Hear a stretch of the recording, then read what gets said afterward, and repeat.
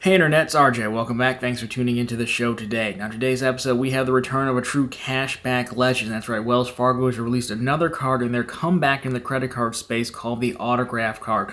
So in typical fashion, we will cover everything you need to know about the Autograph Card. Of course, how it earns, the sign-up bonus, the redemptions, all that good stuff, and come out on the other end figuring out if the Wells Fargo Autograph Card is worth considering adding to your wallet. So of course, if that sounds interesting to you, then go ahead, press the subscribe button, and let's get to work.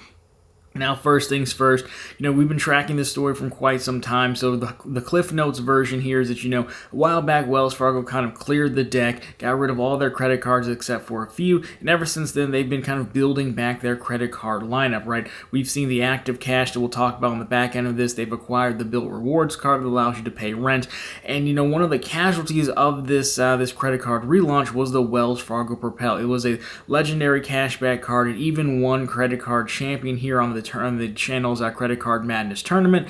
And when that card fell, it was kind of signaling the white flag for Wells Fargo. But now they're back. This card is called the Autograph Card, so let's not waste any time. Let's jump into it, which has basically become the Propel successor.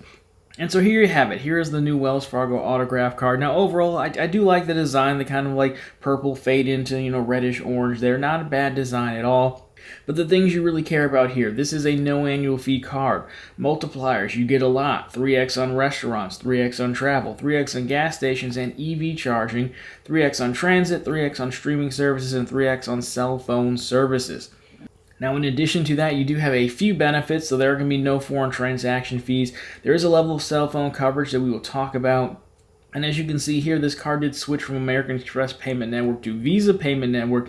It is a Visa signature card, so as a result, you do get Visa signature benefits as well.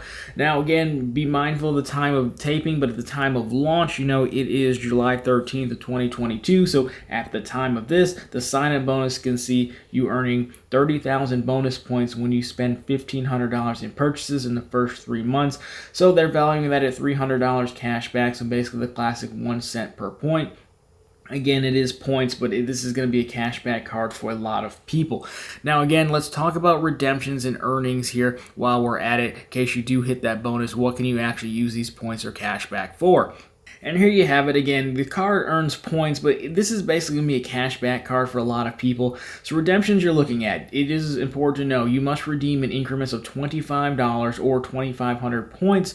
You can get cashback, travel, gift cards, merchandise, and an interesting one here is if you have a Wells Fargo bank account like an ATM card, it looks like you can actually go to a Wells Fargo branded ATM and withdraw it in cash, like physical cash, in $20 increments, again with a Wells Fargo debit card.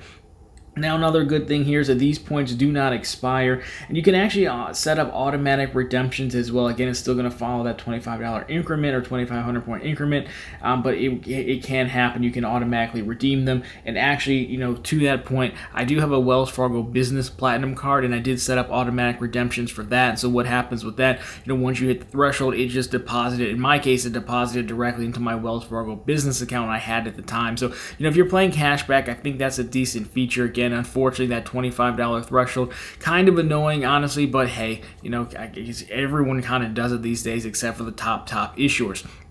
So again, that's everything you need to know about the card itself, but we're going to dive into the cell phone insurance here in a little bit, but there is one important thing to note. Previously, Wells Fargo was very uptight with how many cards or how the frequency that you could get cards and qualify for the intro bonuses, right? It used to be, I believe, like every 18 months back in the day, so I did go through the eligibility on this card and a few others, so if you take a look at this, this is going to let you know if you qualify for their card, or at least qualify for the bonus, I should say.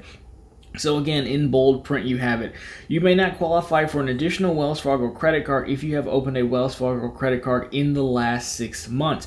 Now again, you can read through that. I looked through it. I looked through a few other terms and conditions. I didn't see any of the 18-month language that we used to have. So, on one hand, 6 months is still quite a while. That's basically 2 cards a year, which is pretty weird, but again, they're coming from 18 months, so I guess for them 6 months isn't too bad. Now, this is important for a lot of people because remember, Wells Fargo does have the Active Cash card, which is their classic 2% back on all purchases. So some people could have signed up for that, as well as they did acquire the Built Rewards and make it the Wells Fargo Built Rewards card. And they acquired that again at the time of taping maybe 2 to 3 months ago. So there could be some people out there who recently picked up one of those cards. Now, of course, it says may not, so I don't know if this is a hard line in the sand or not. So if that is you might want to lay out for a little bit, look for some more data points to come to light here, just in case. So overall, that is the card itself. Now again, it does carry cell phone protection, so let's take a look at that while we're on the card benefits. And so here we have the cell phone insurance sheet, basically from their terms and conditions. So again, you can see what you need to do to be eligible for it. So you must pay the monthly wireless bill using your card, so using your autograph card. Of course, you'll have to show proof of that if you were to file a claim. Now, wireless bill charge must post to the covered card account the month immediately preceding the occurrence of the cell phone being damaged, stolen, or unrecoverable due to involuntary accidental parking. That's honestly a very weird way to write it, honestly. I mean, they say stolen or unrecoverable to accidental. I mean, it sounds like they don't specify that you lost it. It's a weird way to write that, so I'm not quite sure how to take that if we're being honest. But again, it has a lot of coverage there. So you can go through the list here and you can see how long you're covered. The main thing to note here is, again, you're going to have to, basically paying for the phone bill with this card. You can't lose it and then, try to sneak in there. They're going to check for that. $25 deductible here as well. And again, you're looking at $600 per claim. You can do about 2 claims a year, and then $1,200 per that 12-month period, which is nice because you could use the full $600 in the claims both times. And so there we have it. That is the cell phone insurance for the Wells Fargo autograph card. Not too bad. Again, it's a no annual fee card, so $600, $1,200 a year, not too bad there. There's also a level of auto rental insurance on this card as well. It's not primary CDW, at least here in the States. If you're going abroad, in most countries it actually is primary. It's a little on the lower side, but again, it's probably going to get the job done, again, considering it's a no annual fee card. So if you have a dedicated travel card, and I'd probably go with that, but it is there as well. So overall, let's do final thoughts here on the autograph card. This is a powerhouse cashback card because, again, the 3X isn't going to break the bank as far as multipliers go. 5 is kind of table minimum. It's also funny, in the press release, they did kind of call out the rotating quarterly category cards that tend to give you 5X, but they are capped. But this card is good, again, just like its, ancestor, grandfather, how you want to look at it, the Propel, because it's so many 3X categories on a no annual fee card.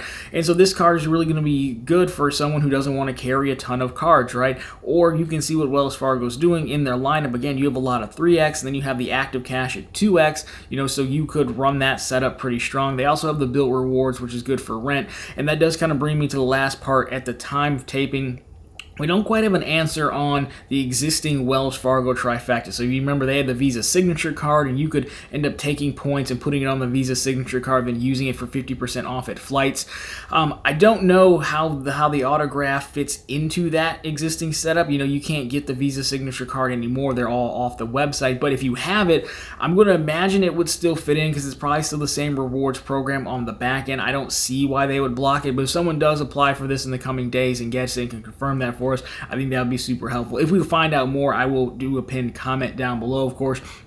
At the time, that's really the only question I have. How does it fit in? We've also seen them add a travel portal to Built Rewards. So I'm going to imagine something is coming later on. Again, Wells Fargo, I believe, has 2 more cards planned, hopefully for later this year. And then we might see a revamp of their portal or trifecta or something like that. But overall, again, final word here. I think the autograph card is, really strong card. I'm glad to see the Propel back. I'm not really sure why they killed it to begin with, only to bring it back. Doesn't make a ton of sense, but either way, it's back. So the only real question now is, how do you feel about doing business with Wells Fargo and getting the cards? Originally it didn't matter so much because their products weren't awesome, but they're coming on pretty strong as of late, and that is going to make it tempting. So anyways, guys, I'll leave it there, and of course toss it to you in the comments to let me know, your thoughts on the autograph card, the return of it, and your overall thoughts on Wells Fargo, right? What are your thoughts, as well as what are your hopes and predictions on their other 2 cards that we just haven't seen yet? Love to get your thoughts on that. But anyways, guys, that's going to do it for this one. So, of course, if you would like to drop me a thumbs up down below. If you found it particularly interesting, of course, consider subscribing to the channel. Posting content just like this every Monday, Wednesday, and Friday. Of course, right back here every Sunday with all the news you can use in the week that was in credit and finance. Again, question for you, just sound off down below on the return of the Propel Now autograph card and your thoughts on the future of Wells Fargo's card roadmap. But anyways, guys, thanks for watching. I'll talk to you very soon in the next one.